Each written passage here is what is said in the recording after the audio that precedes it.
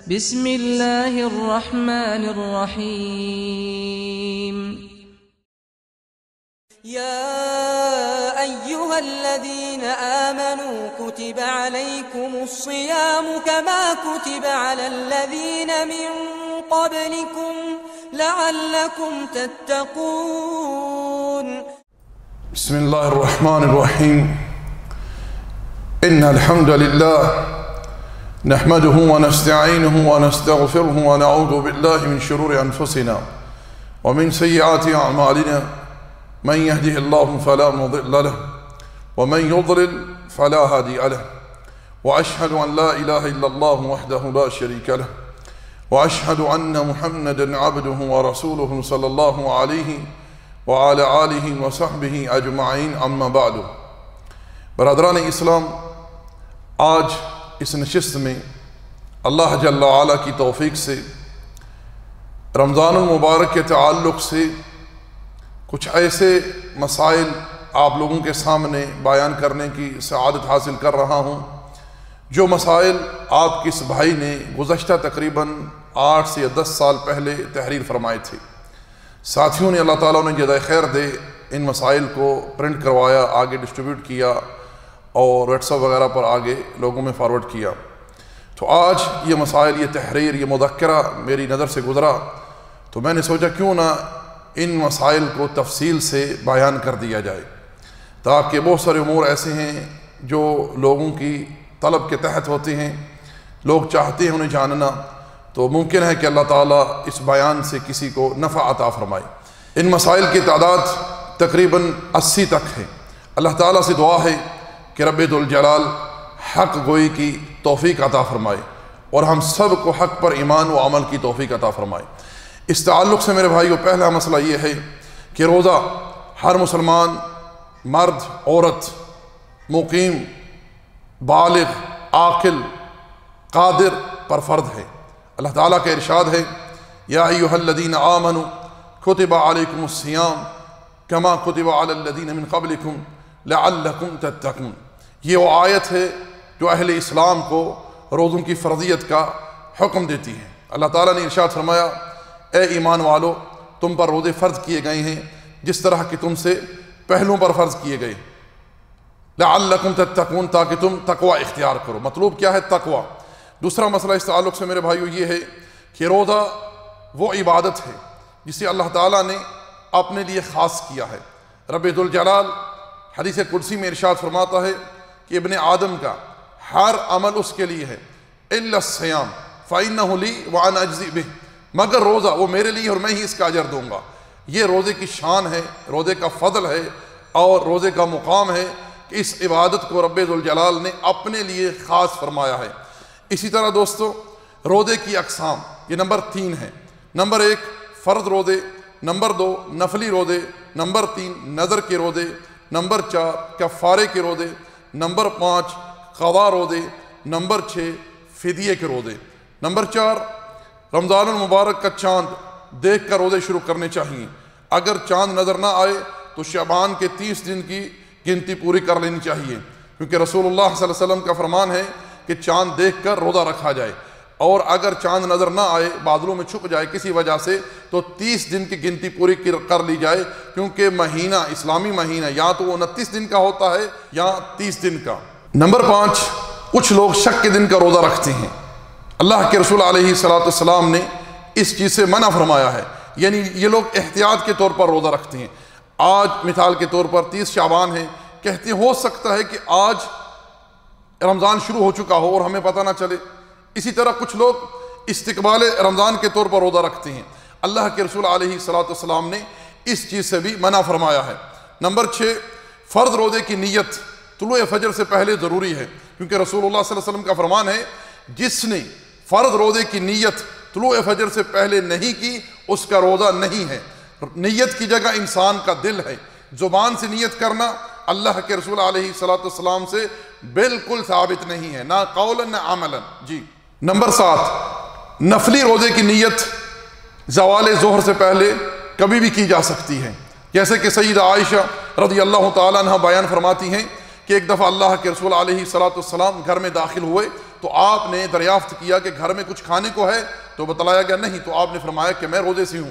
آپ علیہ السلام نے اس دن کا روزہ رکھا اور اس روزے کو مکمل کیا۔ شرط یہ ہے کہ انسان نے طلوع فجر سے لے کر اس وقت تک کچھ نہ کھایا پیا ہو تو وہ اپنا روزہ پورا کرے گا اگر اس نے اس وقت نیت کر لی ہے روزہ رکھنے کی۔ جی نمبر 8، نفلی روزہ کسی وجہ سے توڑا جا سکتا ہے، اس کی قضا نہیں ہے، البتہ اگر کسی نے فرض روزہ توڑا ہے تو اسے اللہ کی بارگاہ میں توبہ کرنی ہوگی، یعنی جان بوجھ کر اگر اس نے روزہ توڑا ہے، اور اس روزے کی اس کو قضا دینی ہوگی۔ جی نمبر 9، سحری کھانے میں برکت ہے اور سحری تاخیر سے کھانی چاہیے۔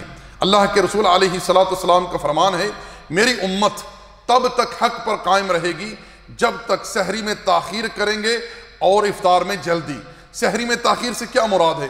نبی علیہ السلام کے زمانے میں 2 اذانیں ہوتی تھیں۔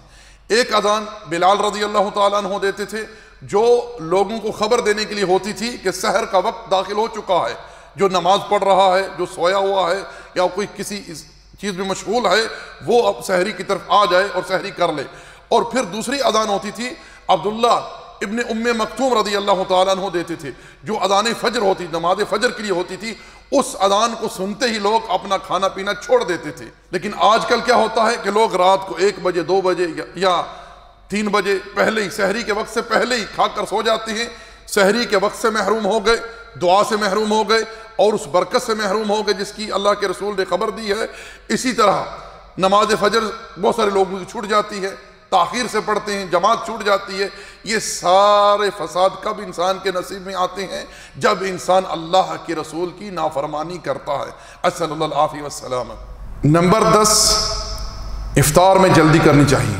جیسے ہی سورج غروب ہو روزے دار کو روزہ افطار کر لینا چاہیے۔ نمبر 11، کچھ لوگ خود ساختہ دعائیں بتلاتے ہیں، پہلے عشرے کی دعا، دوسرے کی دعا، تیسرے کی دعا۔ یاد رکھیں نبی علیہ السلام سے اس طرح کی کوئی دعا بھی ثابت نہیں ہے، الا لیلۃ القدر کے بارے میں دعا وارد ہے جو کہ ہم آگے بتلائیں گے انشاءاللہ۔ نمبر 12، روزہ افطار کرنے کے لیے سورج کا غروب ہونا شرط ہے۔ اگر کوئی شخص غلطی سے پہلے افطار کر لے، اسے علم نہیں ہے، اسے یہ گمان گزرا ہے کہ سورج غروب ہو چکا ہے یا اذان ہو چکی ہے، تو وہ لا علمی میں یہ کر بیٹھے تو اس کا روزہ صحیح ہے، وہ اپنا روزہ پورا کرے گا، اس پر روزے کی قضا نہیں ہے، کیونکہ اس نے سہواً یہ کیا ہے، عمدن نہیں۔ اگر کسی نے عمدن جان بوجھ کر افطار کیا ہے، ایسے شخص کو روزے کی قضا دینی ہوگی۔ جی نمبر 13، روزہ کھجور یا خشک کھجور یا پانی کے چند گھونٹ سے افطار کرنا سنت رسول اللہ ہے علیہ السلام۔ اگر یہ تینوں چیزیں دستیاب نہ ہوں، کسی بھی حلال پاکیزہ چیز سے روزہ افطار کیا جا سکتا ہے۔ جی نمبر 15، نماز تراویح گزشتہ صغیرہ گناہوں کی بخشش کا ذریعہ ہے، کیونکہ رسول اللہ صلی اللہ علیہ وسلم کا فرمان ہے، من قام ایمانا و احتسابا غفر له ما تقدم من ذنبه، جس نے راتوں کو قیام کیا ایمان و احتساب کے ساتھ، اس کے گزشتہ گناہ معاف ہو جاتے ہیں۔ اس سے مراد صغیرہ گناہ ہے، کیونکہ دوسری حدیث کے اندر اس چیز کی قید موجود ہے۔ اللہ کے رسول علیہ السلام نے ارشاد فرمایا، الصلوات الخمس الجمعۃ الی جمعہ ورمضان الی رمضان، 5 نمازیں جمعے سے دوسرے جمعے تک اور رمضان سے دوسرے رمضان تک، درمیان میں جتنے گناہ صادر ہوئے ہیں سب کے لیے کفارہ ہیں، بشرط کہ کبیرہ گناہوں سے اجتناب کیا جائے۔ نمبر 16، تراویح کی نماز سنت کے مطابق 11 رکعتیں ہیں۔ اگر کوئی شخص یہ چاہتا ہے کہ وہ نبی صلی اللہ علیہ وسلم کی اقتداء کرے، اللہ کے رسول کی اتباع کرے اور وہ اس اسوے کو پائے جو نبی علیہ السلام کا تھا، تو وہ 11 رکعتوں کے اوپر اکتفا کرے۔ اس سے زائد اللہ کے رسول علیہ السلام سے پڑھنا ثابت نہیں ہے۔ البتہ ابن عباس کی ایک روایت کہ جس میں آپ علیہ السلام نے ایک رات کو 13 رکعتیں ادا فرمائی، اس بات کی تفسیر علماء یہ بیان کرتے ہیں کہ نبی علیہ السلام کا قیام لمبا ہوتا، قرات لمبی ہوتی، تو آپ علیہ السلام لمبا قیام کرنے سے پہلے 2 رکعتیں ہلکی ادا فرماتے۔ اس سے آپ کی نماز تہجد جو ہے یہ 13 رکعتیں ہوتی۔ یاد رکھیں تراویح، تہجد، قیام اللیل، یہ 3 نام ایک ہی نماز کے ہیں۔ اگر کوئی شخص 11 رکعت سے 13 رکعت سے زیادہ ادا کرنا چاہتا ہے تو اس میں کوئی حرج نہیں ہے، کیونکہ رسول اللہ صلی اللہ علیہ وسلم کا ارشاد ہے الصلاۃ اللیل مثنی مثنی، رات کی نماز 2 رکعتیں ہیں، پھر جس کو خدشہ ہو طلوع فجر کا تو وہ وتر ادا کر کے اپنی پوری نماز کو وتر بنا لے۔ لیکن ایک بات کا دھیان رکھیں، یہ کہنا کہ 20 رکعتیں اللہ کے پیغمبر کی سنت ہے، آپ نے ادا کی ہیں یا ادا کرنے کی تعلیم دی ہے، تو یہ اللہ کے رسول پر بہتان ہے۔ اللہ کے رسول نے فرمایا جو مجھ پر جان بوجھ کر کوئی جھوٹ منسوب کرے وہ اپنا ٹھکانہ جہنم میں بنا لے، کیونکہ اللہ کے رسول سے یہ بات ثابت نہیں ہے کسی بھی صحیح حدیث کے اندر کہ اللہ کے پیغمبر نے 20 رکعتیں ادا کی ہوں یا کرنے کا حکم دیا ہو یا صحابہ میں سے کسی نے ادا کی ہوں، اس کی کوئی اصل نہیں ہے۔ جو لوگ کہتے ہیں کہ جناب عمر نے ابی ابن کعب اور تمیم داری کے پیچھے صحابہ کو 20 رکعتوں پر جمع فرمایا، یہ بات صحیح نہیں ہے۔ موطا میں یہ بات موجود ہے کہ یہ حدیث ضعیف ہے۔ جناب عمر رضی اللہ تعالی عنہ نے جناب ابی اور تمیم داری کے پیچھے صحابہ کو جمع کیا تھا 11 رکعتوں پر۔ یہ کیسے ہو سکتا ہے کہ عمر رسول اللہ صلی اللہ علیہ وسلم کی مخالفت کریں، آپ کی بات سے تجاوز کریں؟ نہیں، کھلا واللہ ہرگز نہیں، ایسے نہیں ہو سکتا، اور یہ بات بالکل غلط ہے۔ صحابہ کی طرف یہ بات منسوب کرنا بالکل صحیح نہیں ہے۔ امام مالک رحمۃ اللہ علیہ نے اس بات کو بیان کیا کہ یہ حدیث ضعیف ہے۔ جی، تو کوئی شخص ادا کرنا چاہتا ہے 11 سے 13 سے زیادہ وہ کر سکتا ہے، لیکن تحرید نہ کرے میں نے لازم 20 ہی کرنی ہے، میں نے 37 کرنی، جو جتنی مرضی کرے، لیکن یہ نہ کہے کہ اللہ کے رسول کی سنت ہے۔ سنت 11 یا 13 رکعتیں ہیں، اس سے زائد ثابت نہیں ہے، اور ہمارے لیے خیر اسی میں ہے کہ ہم اللہ کے رسول کی اتباع کریں علیہ الصلاۃ والسلام کی۔ جی، نمبر 17، سفر میں روزہ رکھنا اور چھوڑنا دونوں طرح درست ہے۔ اسی طرح نمبر 18، حیض اور نفاس والی عورت مذکورہ حالت میں روزہ نہیں رکھے گی، البتہ روزے کی قضا دینی ہوگی، نماز کی قضا نہیں ہے۔ نمبر 19، دودھ پلانے والی اور حاملہ عورت کو روزہ نہ رکھنے کی رخصت ہے، البتہ ان کو بعد میں روزے کی قضا دینی ہے۔ جی، نمبر 20، بڑھاپا یا ایسی بیماری جس کے ختم ہونے کی توقع نہ ہو کی وجہ سے روزہ رکھنے کے بجائے فدیہ ادا کیا جا سکتا ہے، ایک روزے کا فدیہ کسی مسکین کو کھانا کھلانا ہے۔ نمبر 21، فرض روزے کی قضا آئندہ رمضان سے پہلے کسی وقت بھی ادا کی جا سکتی ہے۔ نمبر 22، فرض روزوں کی قضا متفرقہ طور پر یا لگاتار دونوں طرح ادا کرنا جائز ہے۔ نمبر 23، مرنے والے کے قضا روزے اس کے وارث کو رکھنے چاہیے، کیونکہ نبی صلی اللہ علیہ وسلم سے جب پوچھا گیا تو آپ علیہ الصلوۃ والسلام نے اس بات کا ورثہ کو حکم دیا، یہ بات صحیح بخاری میں موجود ہے۔ نمبر 24، اگر کسی شخص نے رمضان المبارک کے قضا روزے نہیں رکھی، اب دوبارہ دوسرا رمضان آ گیا، اب اسے کیا کرنا ہوگا؟ وہ پہلے جو رمضان آ چکا ہے اس کے روزے رکھے گا، بعد میں ہر روزے کے ساتھ کسی مسکین کو فدیہ دے گا۔ یہ بات دارہ قطنی کے حوالے سے ہم بیان کر رہے ہیں۔ جی، نمبر 25، اگر بادل کی وجہ سے یعنی کسی نے یہ گمان کیا کہ سورج غروب ہو چکا ہے تو اس نے روزہ افطار کر لیا، اس کا روزہ صحیح ہے، وہ اپنا روزہ پورا کرے، اس کے اوپر روزے کی قضا نہیں ہے، جیسا کہ ہم نے پیچھے اس بات کو بیان کیا ہے۔ جی، نمبر 26، اگر کسی شخص نے بھول چوک کر کھا پی لیا ہے تو وہ اپنا روزہ پورا کرے، کیونکہ اللہ نے اسے کھلایا ہے۔ بات یاد رکھیں، کسی نے بھول چوک کر کھا پی لیا ہے تو اس کا روزہ صحیح ہے، روزہ نہیں ٹوٹتا، وہ اپنے روزے کو پورا کرے۔ نمبر 27، مسواک کرنے سے روزہ نہیں ٹوٹتا، نہ ہی مکروہ ہوتا ہے۔ اللہ کے رسول علیہ الصلوۃ والسلام حالت روزہ میں کثرت سے مسواک کیا کرتے تھے۔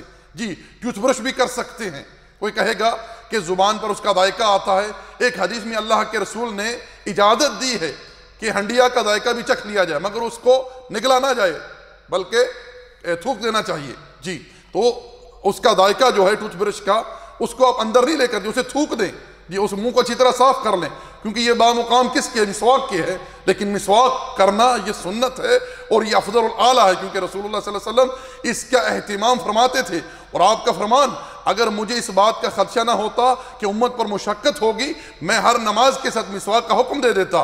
جبریل علیہ الصلوۃ والسلام جب جب رسول اللہ سے ملتے آپ کو مسواک کرنے کا حکم دیتے، ترغیب دیتے یعنی۔ جی، نمبر 28، گرمی کی شدت سے روزے دار سر پر پانی بہا سکتا ہے، پانی میں بیٹھ سکتا ہے، کپڑا گیلا کر کے سر پر رکھ سکتا ہے، سوئمنگ پول میں بیٹھ سکتا ہے، کچھ بھی کر سکتا ہے گرمی کی شدت کو ٹھنڈا کرنے کے لیے، اسلام نے رخصت دی ہے، اس میں کوئی حرج نہیں ہے۔ نمبر 29، روزے کی حالت میں مزی خارج ہونے سے یا سوئے ہوئے احتلام ہو گئے روزہ نہیں ٹوٹتا، نہ ہی مکروہ ہوتا ہے، روزہ صحیح ہے، انسان کو روزہ پورا کرنا چاہیے۔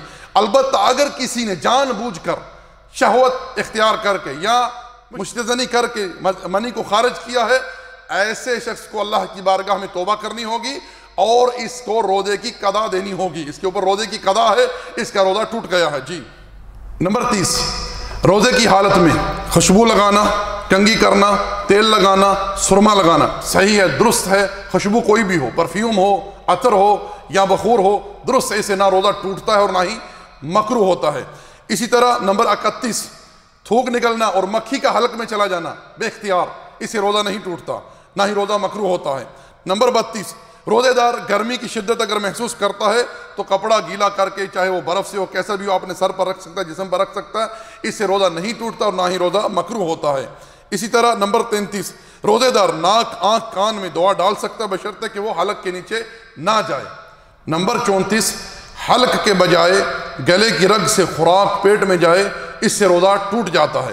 اسی طرح نمبر 35, وہ انجیکشن جو طاقت والے ہیں اس سے بھی روزہ ٹوٹ جاتا ہے. البتہ وہ انجیکشن جو سر درد کے لیے ہو یا بخار کے لیے ہو, جن میں توانائی نہیں ہے, جن میں طاقت نہیں ہے, ایسے انجیکشن سے روزہ نہیں ٹوٹتا, نہ ہی مکروہ ہوتا ہے. جی نمبر 36, اگر کسی شخص نے صبح اس حالت میں کی ہے کہ اسے غسل جنابت کی حاجت ہے, اب وقت تھوڑا ہے, کم ہے, اب وہ کیا کرے گا؟ نماز کی طرح وضو کرے گا, سحری کھائے گا, اس کے بعد غسل جنابت کر کے نماز کے لیے چلا جائے گا. جیسے کہ سید عائشہ بیان کرتی ہیں کہ اللہ کے رسول علیہ الصلوۃ والسلام بعض اوقات اس حالت میں بیدار ہوتے کہ آپ کو غسل جنابت کی حاجت ہوتی, آپ پہلے نماز کی طرح وضو کر لیتے, پھر سحری تناول فرماتے اور پھر غسل جنابت کر کے آپ علیہ الصلوۃ والسلام نماز کے لیے تشریف لے جاتے. جی نمبر 37, اگر اپنے اختیار کے بغیر یعنی عمدن نہیں, بے اختیاری طور پر ناک سے نکسیر نکل جائے, دانت نکل جائے یا کوئی ایسا زخم لگ جائے جس سے خون نکلتا ہے, اس سے روزہ نہیں ٹوٹتا. اسی طرح نمبر 38, روزے دار روزے کی حالت میں بیوی کا بوسہ لے سکتا ہے, شرط یہ ہے کہ وہ اپنے آپ پر قابو رکھنے والا ہو. نبی علیہ الصلوۃ والسلام کے پاس 2 شخص آئے, ایک نے آ کر اجازت طلب کی, آپ نے اس کو اجازت دے دی. دوسرے نے آ کر طلب کی, آپ نے اسے اجازت نہیں دی, کیونکہ آپ نے موقع محل کو دیکھا. پہلا شخص جو تھا وہ اتنا توانا نہیں تھا تو آپ نے اس کو اجازت دے دی, دوسرا شباب تھا, آپ علیہ الصلوۃ والسلام نے حکمت کے تحت اسے اجازت نہیں دی. تو اس سے کیا ہوا کہ جو شخص اسے یہ خدشہ ہو کہ حد سے تجاوز کر جائے گا تو اسے اس چیز سے اجتناب کرنا چاہیے, کیونکہ آگے مرحلہ بہت سنگین ہے. کیوں ایک غلام آزاد کرے یا 60 دن کے متواتر روزے رکھے یا 60 مساکین کو کھانا کھلائے. جی نمبر 39, گرمی کی شدت سے روزے دار غسل یا کلی کر سکتا ہے, یعنی بعض اوقات حلق خشک ہو جاتا ہے, منہ خشک ہو جاتا ہے, تو انسان منہ میں پانی ڈال کر کلی کر سکتا ہے. البتہ یہ خیال رہے کہ کلی کرتے وقت مبالغہ نہ کرے, نہ ہی وضو کے دوران جب وہ ناک میں پانی ڈالتا ہے اس میں مبالغہ نہ کرے, کہیں پانی حلق سے نیچے نہ چلا جائے. نمبر 40, حالت روزہ میں یاد رکھیں غیبت, جھوٹ, چغل خوری, بہتان تراشی, جتنے بھی امور ہیں, جتنے بھی گناہ ہیں, یہ سب حرام ہیں, اشد حرام ہیں. ویسے بھی حرام ہے لیکن حالت روزہ میں ان کی حرمت زیادہ اشد ہے.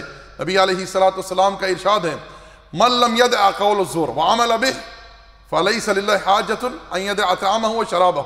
اگر کوئی شخص گناہ کی بات کو اور اس پر عمل کرنے کو ترک نہیں کرتا, اللہ کو کوئی حاجت نہیں ہے کہ وہ اپنا کھانا پینا چھوڑے رکھے. جی نمبر 42, اگر کسی شخص نے حالت روزہ میں بیوی سے ہم بستری کر لی ہے تو اب اسے کیا کرنا ہے؟ سب سے پہلی چیز یہ ہے کہ اسے فرض روزے کی قضا دینی ہے. اس کے علاوہ کفارہ کیا ہے؟ ایک غلام آزاد کرے. اگر استطاعت نہیں ہے تو 60 دن کے متواتر روزے رکھے. اگر نہیں رکھ سکتا, عاجز ہے, نہیں رکھ سکتا, پھر کیا ہوگا؟ 60 مساکین کو کھانا کھلائے گا. جیسے کہ رسول اللہ صلی اللہ علیہ وسلم کے زمانے میں آپ کی موجودگی میں آپ کی مجلس میں ایک شخص داخل ہوا اور اس نے آ کر اس بات کا اقرار و اعتراف کیا تو آپ علیہ الصلوۃ والسلام نے اسے اس بات کا حکم دیا. نمبر 43, اگر کسی شخص نے جان بوجھ کر حلق میں ہاتھ ڈال کر الٹی کی ہے, ایسے شخص کے اوپر روزے کی قضا ہے, اس کا روزہ ٹوٹ جائے گا.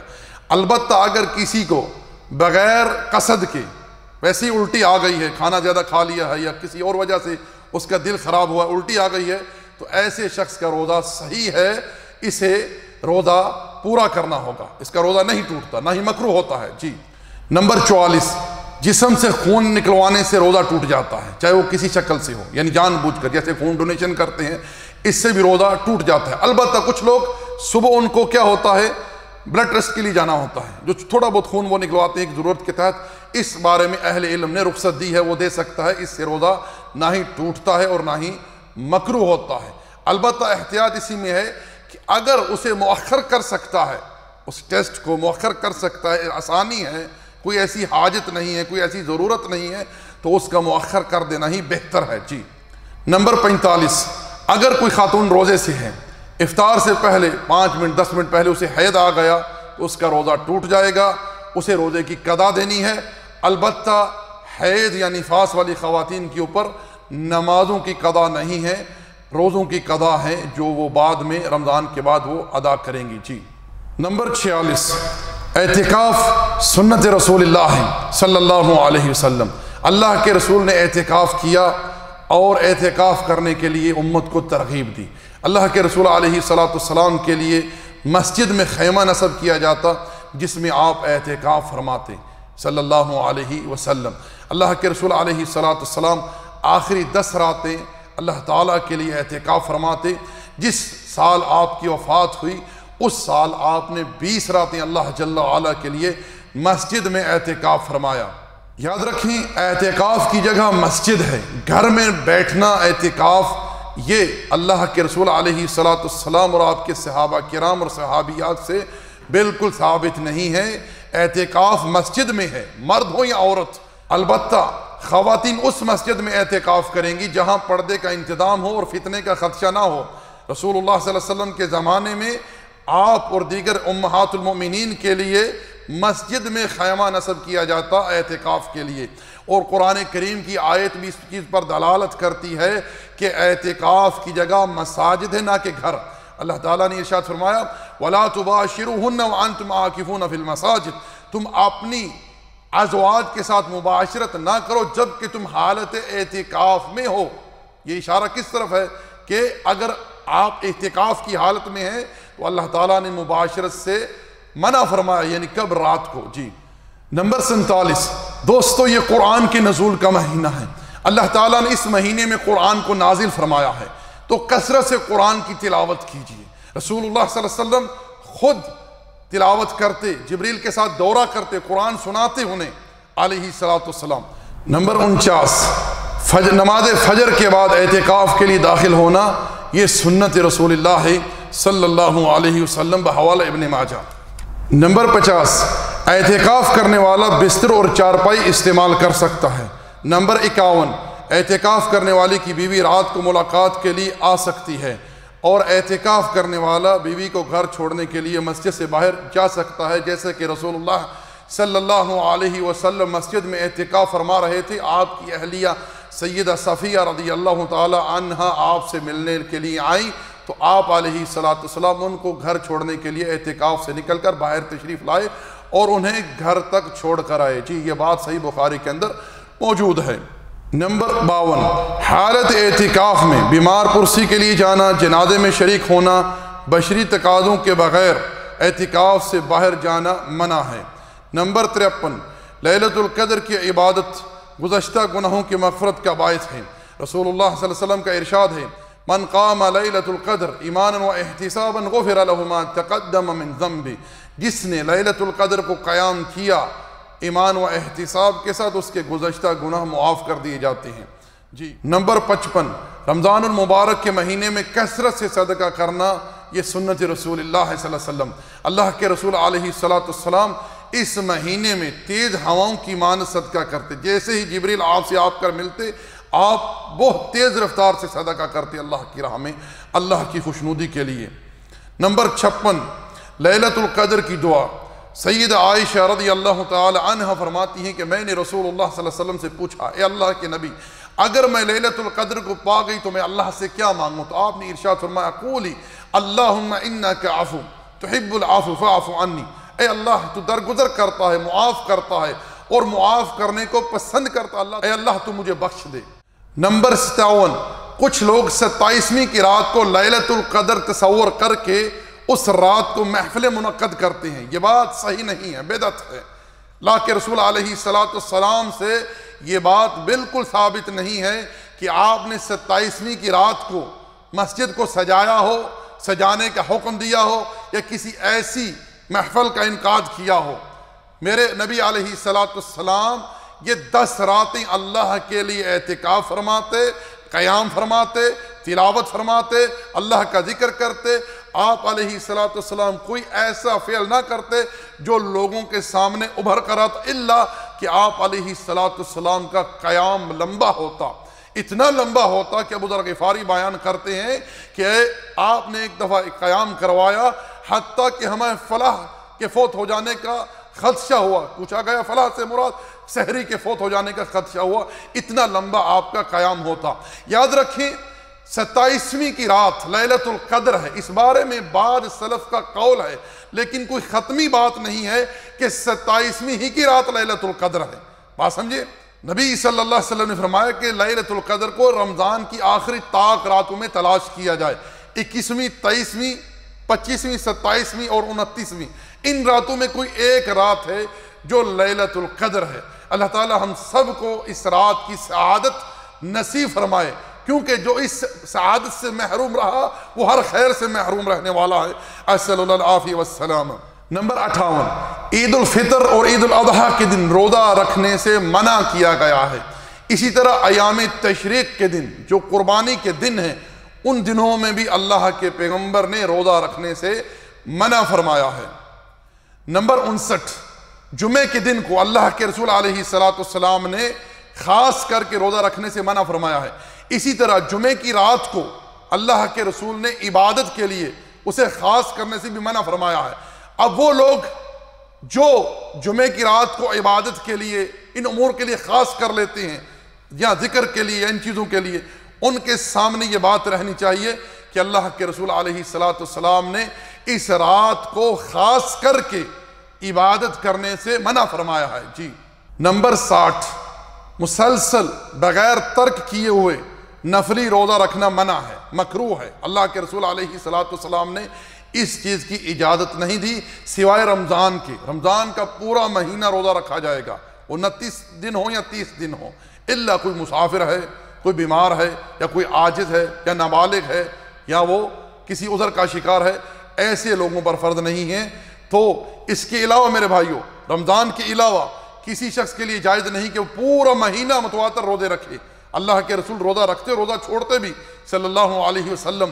اور جو لوگ یہ کہنے کے لیے آپ کے گھر آئے، ایک نے کہا کہ میں ہر روز روزہ رکھوں گا، اللہ کے رسول نے اس چیز کو ناپسند کیا اور فرمایا کہ جس نے میری سنت سے منہ موڑا اس کا مجھ سے کوئی تعلق نہیں ہے۔ آپ نے فرمایا میں روزہ رکھتا ہوں اور چھوڑتا بھی ہوں۔ جی، ایک شخص نے آپ سے روزے کے بارے میں پوچھا تو آپ نے آخر میں اس کو اجازت دی کہ تو ایک دن روزہ رکھ اور ایک دن چھوڑ دے، جیسے کہ داؤد علیہ السلام کیا کرتے تھے۔ وہ ایک دن روزہ رکھتے تھے، ایک دن چھوڑتے تھے، کہ اگر کسی کو زیادہ توفیق ہو، استطاعت ہو تو اس طرح کر سکتا ہے، لیکن متواتر کنٹینیو روزہ رکھنا یہ صحیح نہیں ہے، یہ اللہ کے رسول علیہ السلام کی نافرمانی ہے۔ جی۔ نمبر 61، اگر کوئی شخص اپنے معمول کے مطابق روزہ رکھتا ہے اور رمضان المبارک سے پہلے، مثال کے طور پر 1-2 دن پہلے جمعرات کا دن ہے، تو اپنے معمول کے مطابق روزہ رکھے گا۔ البتہ جو لوگ خاص کر کے روزہ رکھتے ہیں 1 یا 2 دن پہلے استقبال کے طور پر، ایسے لوگ بالکل کسی سنت کی اتباع نہیں کر رہے یا اپنی خواہش کی پیروی کر رہے ہیں، کیونکہ اللہ کے رسول علیہ السلام سے بطور استقبال روزہ رکھنا بالکل ثابت نہیں ہے۔ جی۔ نمبر 62، میدان عرفہ میں حجاج کے لیے روزہ رکھنا منع ہے، البتہ دیگر حجاج جو لوگ ہیں ان کے لیے یوم عرفہ کو روزہ رکھنا یہ مشروع ہے، اور نبی علیہ السلام نے اس کی ترغیب دی ہے حدیث کے اندر۔ نمبر 63، کسی خاتون کا اپنے شوہر کی اجازت کے بغیر نفلی روزہ رکھنا صحیح نہیں ہے۔ اگر عورت نفلی روزہ رکھنا چاہتی ہے تو اپنے شوہر سے اجازت لے لے مفاہمت کے ساتھ۔ جی۔ نمبر 64، زکوٰۃ الفطر جسے ہم فطرانہ کہتے ہیں، زکوٰۃ الفطر فطرانہ اللہ کے رسول علیہ السلام نے ہر مسلمان مرد، عورت، بوڑھا، بچہ، آزاد غلام سب پر فرض کیا ہے، جو کہ گناہوں کا کفارہ ہے جو روزے دار سے سرزد ہو جاتے ہیں حالت روزہ میں، جس کی مقدار 1 سا ہے۔ نبی علیہ السلام اس کا استخراج اموال کی شکل میں نہیں بلکہ اناج کی شکل میں کیا کرتے تھے، غلے کی شکل میں کیا کرتے تھے، جنس کی شکل میں کیا کرتے تھے۔ نمبر 65 زکوٰۃ فطر، فطرانہ آپ آخری روزہ ختم ہونے کے بعد نماز سے پہلے ادا کر سکتے ہیں۔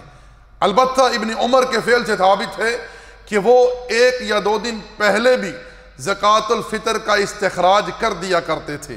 تو یاد رکھیں زکوٰۃ الفطر جو ہے یہ عید کی نماز سے پہلے ادا ہونا چاہیے۔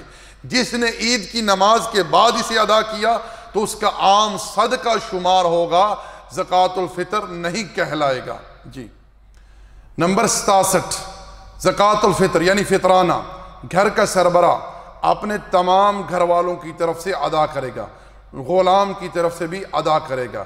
البتہ جو خدام ہیں ان کے تعلق سے یہ ہے کہ اگر کوئی اپنی خوشی سے، کیونکہ وہ آزاد ہے، وہ غلام نہیں ہے، وہ بس نوکری کر رہے ہیں، ان کے بارے میں یہ ہے کہ اگر کوئی اپنی استطاعت سے، خوشی سے ان کی طرف سے زکوٰۃ الفطر کا استخراج کر دیتا ہے تو ٹھیک ہے، حسن، اچھی بات ہے۔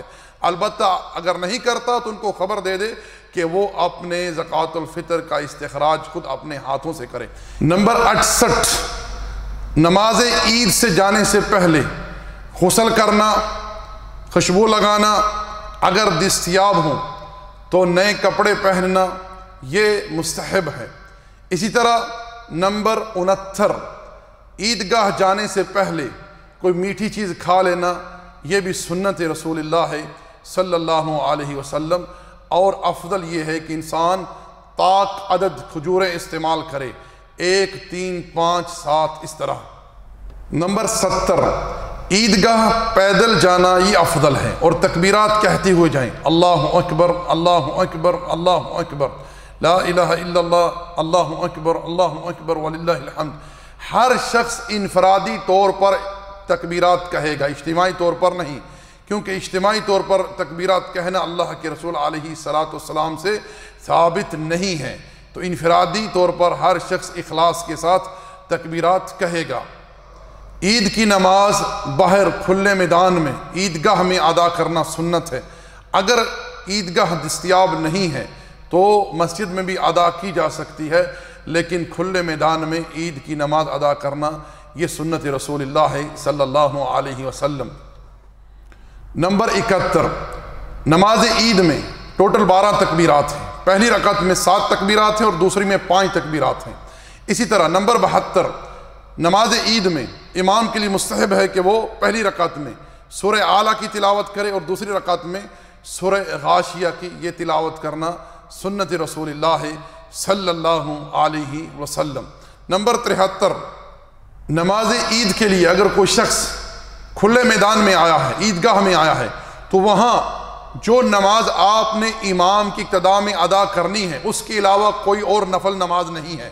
آپ وہاں جائیں، بیٹھ جائیں، تکبیرات کہتے رہیں، جب امام آ جائے تو اس کے ساتھ 2 رکعتیں ادا کریں۔ البتہ اگر کوئی مسجد میں آیا ہے نماز عید ادا کرنے کے لیے، اب وہاں بیٹھنے سے پہلے 2 رکعت تحیۃ المسجد ادا کرے گا، جیسے کہ رسول اللہ صلی اللہ علیہ وسلم خطبہ ارشاد فرما رہے تھے۔ ایک شخص مسجد میں داخل ہوا، وہ آ کر بیٹھ گیا۔ اللہ کے رسول علیہ السلام نے سب سے پہلے تو اس سے یہ دریافت کیا، کیا تو نے نماز پڑھی ہے؟ اس نے عرض کی جی نہیں۔ آپ نے فرمایا کھڑے ہو جاؤ اور ہلکی سی 2 رکعتیں پڑھ کر بیٹھو۔ جی تو یہ کیا ہے کہ یہ مسجد کے آداب میں سے ادب ہے کہ بیٹھنے سے پہلے 2 رکعت ادا کر لی جائیں۔ البتہ عیدگاہ میں کوئی نفل نماز پڑھنا یہ سنت نہیں ہے، لیکن اکثر لوگوں کو ہم نے دیکھا ہے کہ وہ عیدگاہ میں جا کر نفل پہ نفل پڑھتے ہیں، یہ بات صحیح نہیں ہے، کیونکہ رسول اللہ صلی اللہ علیہ وسلم سے یہ بات ثابت نہیں ہے۔ جی نمبر 74 کوشش کریں کہ جب آپ عیدگاہ میں ہیں تو کثرت سے تکبیریں پکاریں اور علیحدہ علیحدہ انفرادی طور پر پکاریں، اجتماعی طور پر نہیں، کیونکہ اجتماعی طور پر تکبیرات پکارنا یہ اللہ کے رسول کی سنت نہیں ہے۔ نمبر 75 خواتین کو بھی عیدگاہ کی طرف لے جانا چاہیے، حتیٰ کہ جن خواتین کو حیض یا نفاس کی ایام ہوں ان کو بھی لے جانا چاہیے۔ ام عطیہ رضی اللہ تعالی عنہ فرماتی، جیسے کہ صحیح بخاری میں موجود ہے یہ بات، کہ ہمیں حکم دیا جاتا کہ ہم خواتین کو عیدگاہ جانے کے لیے حکم دیں، اور جن خواتین کو حیض یا نفاس کے ایام ہوں ان کو بھی اگر کسی کے پاس اوڑھنی نہ ہوتی تو وہ اپنی سہیلی سے اوڑھنی لے لیتی اور وہ عیدگاہ میں جاتی، کیونکہ وہ شرف قبولیت کا وقت ہوتا۔ البتہ جن خواتین کو حید یا نفاس کے ایام ہوتے وہ مسلمانوں کے ساتھ نماز میں شامل نہ ہوتی لیکن دعاؤں میں شامل ہوتی، کیونکہ وہ وقت قبولیت کا وقت ہے۔ جی نمبر 76، کچھ لوگ جیسے ہی نماز عید ادا کرتے ہیں فوری طور پر کوشش کرتے ہیں وہاں سے نکلنے کی۔ یاد رکھیں وہ وقت میں نے جیسے کہ بتلایا کہ شرف قبولیت کا ہے، دعاؤں میں شامل ہو جائیں، خطبہ سنیں، وعد و نصیحت سنیں۔ ممکن ہے کہ اللہ تعالیٰ کوئی ایک بات دل میں ڈال دے اور ہماری زندگی کا رخ تبدیل ہو جائے۔ جی نمبر 77 شوال کے روزوں کے بارے میں رسول اللہ صلی اللہ علیہ وسلم کا ارشاد ہے، جس شخص نے رمضان کے روزے رکھے اور پھر شوال کے 6 روزے رکھے گویا اس نے پورے سال کے روزے رکھے۔ نمبر 78، شوال کے روزے ایک ساتھ بھی رکھے جا سکتے ہیں اور علیحدہ علیحدہ کر کے بھی رکھے جا سکتے ہیں۔ البتہ جس شخص کے اوپر رمضان کے روزوں کی قضا ہے تو اہل علم کا یہ قول ہے کہ وہ پہلے رمضان کے روزوں کی قضا دے پھر وہ شوال کے 6 روزے رکھے، کیونکہ حدیث اسی چیز پر دلالت کرتی ہے۔ اللہ تعالی عالم۔ نمبر 79، کچھ لوگ روزہ رکھ کر نماز نہیں پڑھتے، یہ پکے مجرم ہیں۔ اللہ کے رسول کا فرمان ہے صلی اللہ علیہ وسلم، من ترک الصلاۃ متعمدا فقد کفر، جس نے جان بوجھ کر نماز چھوڑی اس نے کفر کیا۔ نماز کا ترک کرنا یہ کفر ہے، انسان دار اسلام سے خارج ہو جاتا ہے۔ اور علماء حنابلہ کا تو یہاں تک فتویٰ ہے کہ بے نمازی اگر مر جائے لا یوصل لا یکفن ولا یصلی علیہ ولا یدفن مقابر المسلمین، نہ اس مجرم کو مردود کو غسل دیا جائے، نہ کفن دیا جائے اور نہ اس کا جنازہ پڑھا جائے، اور نہ ہی اسے مسلمانوں کے قبرستان میں دفن کیا جائے۔ اسے کہیں باہر صحرا میں گڑھا کھود کر پھینک دیے جائے، اوپر پتھر ڈال دیے جائے، مٹی ڈال دی جائے تاکہ لوگوں کو اس کی بو سے اذیت نہ ہو۔ یہ اتنا بڑا مجرم ہے۔ اور جو لوگ جماعت چھوڑتے ہیں یہ لوگ بھی مجرم ہیں۔ اللہ کے رسول کا فرمان ہے صلی اللہ علیہ وسلم، میرا جی چاہتا ہے میں اقامت کے لیے حکم دوں اور کسی شخص کو حکم دوں نیابتاً میرے مصلی پر کھڑا ہو، لوگوں کی امامت کروائے، اور میں ان لوگوں کے گھروں کی طرف جاؤں جو جماعت کے لیے مسجد میں نہیں آتے، ان کے سمیت ان کے گھروں کو آگ لگا دوں۔ اس سے بڑھ کر کیا چاہیے؟ کوئی اور وعید ہو سکتی ہے؟ وہ نبی جنہوں نے طائف کے موقع پر پتھر کھائے لہو لہان ہو گئے، اللہ نے آسمانوں سے جبریل کو بھیجا، فرمایا کہ میرے نبی سے کہو کہ اللہ نے آسمانوں پر آپ کی قوم کی گفتگو سنی ہے، اگر حکم ہو آپ کا اشارہ ہو تو اہل طائف کو پہاڑوں میں کچل دیا جائے گا۔ آپ نے فرمایا نہیں، مجھے امید ہے کہ اللہ ان کی پشت سے ایسی نسل نکالے گا جو اللہ کی توحید پر ایمان لائیں گے۔ اور اللہ کے فضل سے محمد ابن قاسم طائف سے تھا، ثقفی رضی اللہ عنہ رحمت اللہ علیہ، جس نے آ کر سندھ کو فتح کیا، سندھ کے اوپر توحید کے پرچم کو لہرایا۔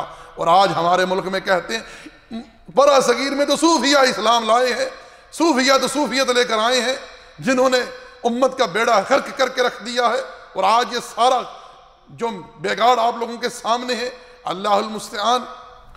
اسی طرح کچھ لوگ روزہ تو رکھتے ہیں لیکن نماز چھوڑتے ہیں، جماعت چھوڑتے ہیں، نہ اللہ کا ذکر، نہ استغفار، نہ کوئی دین کی کوئی بات، نہ صدقہ، سارا دن ٹی وی، ڈرامے، لڈو، تاش، گیمیں، ٹیلی فون میں مشغول ہیں، ادھر مشغول ہیں۔ بھائی یہ اوقات بڑے ثمین ہیں، بڑے قیمتی ہیں، ان کو غنیمت جانیے۔ یہ مہینہ ہمارے پاس فرصت کا مہینہ ہے، اس مہینے میں خیر کو اکٹھا کر لیجئے، جو نیکی کر سکتے ہیں کر لیجئے۔ اعملوا ما شئتم انہ بما تعملون بصیر۔ اللہ تعالیٰ فرماتا ہے کہ جو چاہو کرو، جو تم کر رہے ہو اللہ دیکھ رہا ہے، اللہ سے کچھ مخفی نہیں ہے۔ اللہ تعالیٰ فرماتے ہیں فاستبقوا الخیرات، نیکی کی طرف سبقت کرو۔